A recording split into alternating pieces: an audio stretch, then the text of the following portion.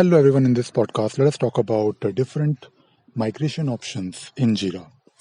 So, when you start using Jira, you may want to migrate your issues from your existing tool. Maybe you are already using some legacy tool, or maybe you have some data that you want to move or migrate to Jira, or maybe you already have a few Jira instances and maybe you want to consolidate them.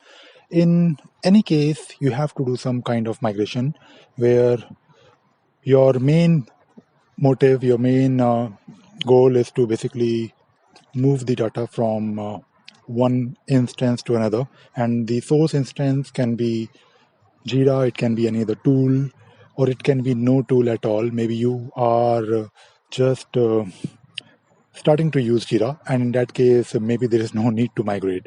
So let us say if you have to do some migration and you have different options, as I just mentioned. And in this podcast, I want to basically talk about these options, pros and cons, and if you are new to Jira or Atlassian tools, I think it will probably help you in understanding these different options.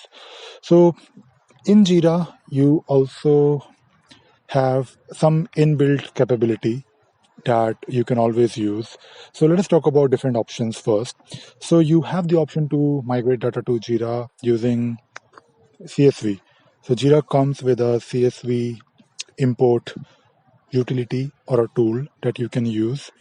There is also this possibility of doing a project import.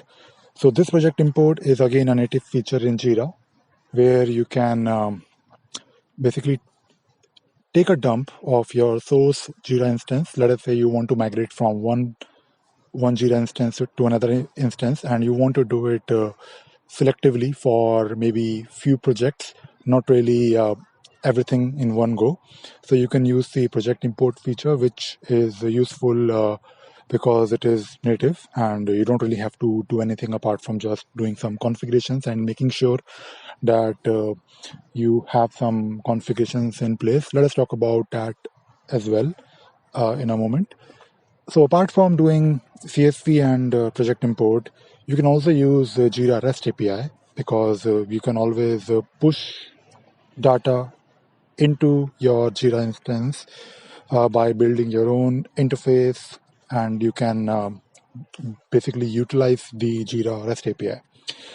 So apart from these three options, and these three options are native, you can also use some add-ons or plugins or apps that can also help you in doing migration. And by the way, I'm talking about the most common ways. These are not the final, or I should mention that these are not the only options to migrate. You have quite a lot of ways, but these are mostly used by people. When I talk about the inbuilt migration capabilities, you also have some other utilities so that you can find in your Jira instance. You can go to your Jira administration section and you can take a look at those inbuilt capabilities, inbuilt importers. For example, apart from CSV, there are some other importers that will help you in doing migration. But I'm not really talking about those importers because even if you use those importers, they may not always work perfectly. Eventually, you want to process some data and you want to make sure that your fields, your workflows, everything is in place, and you need to do some mapping. And I'm using the CSV import. I'm mentioning the CSV import because it is quite simple. It usually works. Not always the first time, but if you set up your file properly and if you do the mappings, it is quite an easy way to migrate data using CSV. So apart from CSV in the project import, I was talking about some add-ons that can also do the migration for you. So there are some add-ons like Project Configurator, Configuration Manager that can also do the migration for you. And these two add-ons are different from CSV and Project Import because they are also able to migrate your configurations in Jira. So when we talk about Jira, you have, of course, your data, which is nothing but your project and the issues under it, but you also have your configurations like workflows, custom fields, issue types, permissions, notifications, and quite a lot of configurations. And when you're using the CSV or the project import, these two utilities will only migrate the issues for you. It won't really migrate the workflows.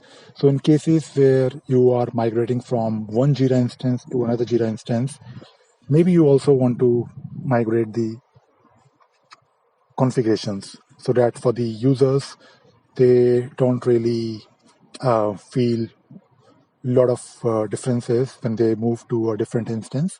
Maybe for some reason, if you want to also make sure that your configurations are moved, then in that case you can either recreate or redo those modifications, those customizations when you have maybe few projects. But if you have been using Jira for a long time and you want to migrate from Jira to Jira, then maybe you need a tool to migrate the configurations. And in that case, you need to use these apps like Configuration Manager or Project Configurator. So these two apps are quite good. They can migrate the configurations, data related to the project. They can also migrate the actual issues. That is definitely your aim. And apart from these two apps, or apart from these methods where you can migrate the issues, you can also do a syncing. So there are some apps that can also help you sync the issues between two Jira instances.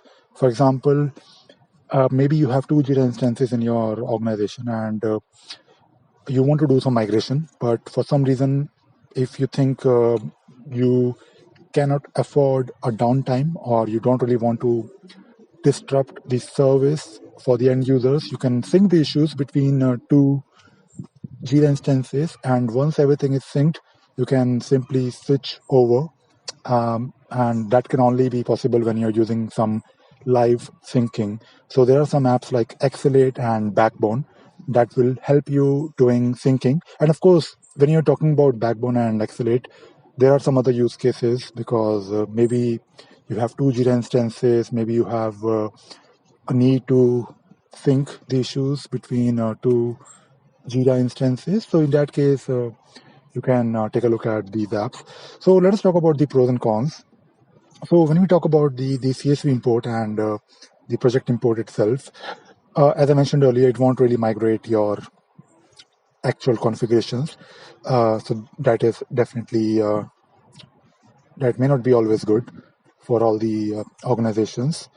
It can also, it can definitely migrate the issues, but it usually requires a lot of effort when you're using CSV import feature, because you have to make sure that all the configurations are in place. You have to make sure that all the fields are mapped. You have to make sure the fields in the CSV, they are formatted in the right way, like the date format, or maybe you want to create some links, you want to create some subtasks, you want to add a comment. So you have to format your CSV properly so that it can be imported.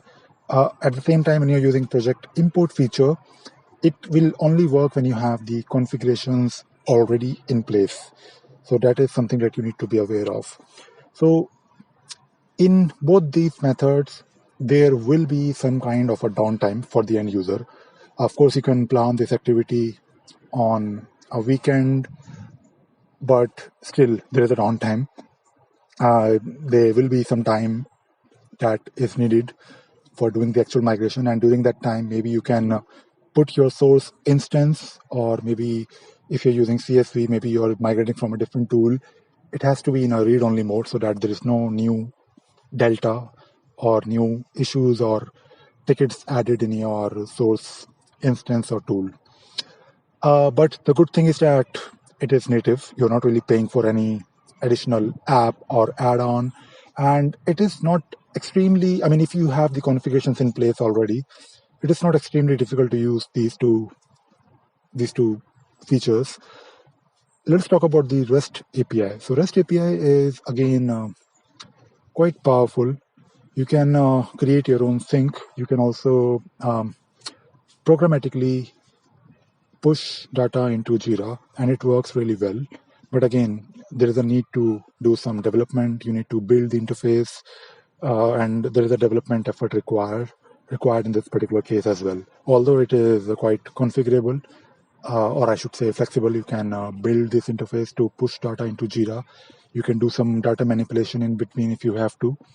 And this is basically more of a development effort in case of REST API. So if we talk about the configuration manager and project configurator, these two add-ons, again, they are add-ons. You need to purchase them. So there is a cost involved. In terms of what all it can migrate, I think both project configurator and configuration manager, both of these add-ons can migrate most of the things for you.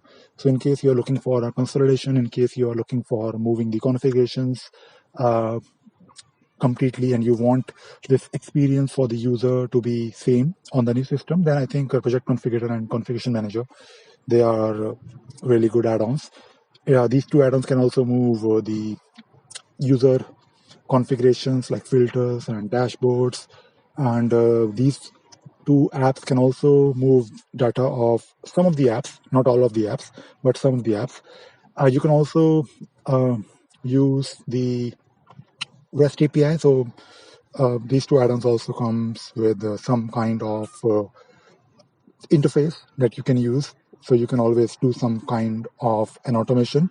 And the good thing about these two add-ons is that if you have multiple Jira, like in case you have, like, let us say, a production instance of Jira, you have a staging instance, you have a test instance, and you're doing some kind of testing. Let us say you want to create some new configurations and you want to first test those configurations before doing it on the live instance. So you can use Project Configurator to basically, or maybe Configuration Manager to basically push the configurations from one instance to another instance. So this is definitely a great advantage because natively you can't really move configurations in Jira. You can do few things like import the workflow, but not really much. So talking about the cons of doing migration using Project Configurator and Configuration Manager, you of course need to do some work. Again, it is a paid app and it requires some configurations. In case you're looking for zero downtime or no disruption for the end user, then it might not be the right add-on because there will be some downtime. You need to ask your users, okay, let us not use Jira for maybe 1 or 2 days. You can definitely do it on weekends, but some people might be working on weekends. Maybe there is some automation already in place that is reading the system or doing something with the instance. So we need to basically stop using Jira, or maybe move it to read-only mode by changing the permission schemes in your projects. And you need to plan it properly because when you're doing migrations, you have to plan each and everything. You have to make sure that it works or it will work. And if there is some problem, you need to plan the rollback, which is again, it can be a pain. So there is a lot of hassle. There can be a lot of hassle, but in case you are willing to spend time, in case you are willing to plan this, you can actually move configurations and data using both these apps. So the last option was to basically do syncing. So when you do syncing, it will most likely use the REST API and it will sync the issues between two Jira instances, like using Exalate or Backbone, but it won't really move the configuration. So again, it is something similar to CSV or project import, where you can have your data, but it won't really have the configurations. So syncing will work when you are basically looking for zero disruption for the end user. Maybe you want you don't really want to ask the users to stop using it. They can continue using the source instance, and maybe one day you will just switch, and maybe once everything is synced, you can ask all the users, okay, let us use the new system. So it will require minimum downtime, if I have to say the downtime. And of course, you have to basically make sure that your users are aware of all the customizations that will be either lost or different. You have to redo them. But the good thing is that it has some other use cases, like I talked about other use cases of Project Configurator and Configuration Manager. You can use both these apps to basically do some kind of configuration moving from one type of platform, not a platform, but let us say you have development, staging, and production environment. So you can use Configuration Manager and Project Configurator to move the configurations and do some testing before moving. Similarly, for Exalate and Backbone, you can use both the apps for doing syncing. It can be used for migration, or it can be just used for simply linking two different instances of Jira. Maybe for some reason you want to keep the Jira instances in sync, or maybe not really the whole instance, but maybe few projects in sync. And you can definitely build your own sync or synchronization using REST API, but there is a development effort required. So again, these two apps, Exalate and Backbone. There are other apps as well, but I'm talking about these two because I have used both of them. But these are paid apps, so if you need these features without doing any development yourself, and these are add-ons, you just need to install them in your Jira instances, and it will work quite well. You have to, of course, read the documentation, like how to use it properly, but they are not very difficult apps to use. You need to basically do some kind of a mapping of projects and issues and some of the configurations, but it is quite straightforward way to sync the issues using both of these apps. So these are different migration options that you can take a look at. And in case you are using Jira for the very first time, you have, let us say, a fresh instance of Jira without any issues, and maybe you just want to migrate issues maybe from your Excel sheet. In that case, use CSV. That really works well. Or maybe don't do any migration at all. Use a blank instance of Jira. But one thing that you should be doing from day one is make sure that your Jira customizations or your Jira configurations are standardized.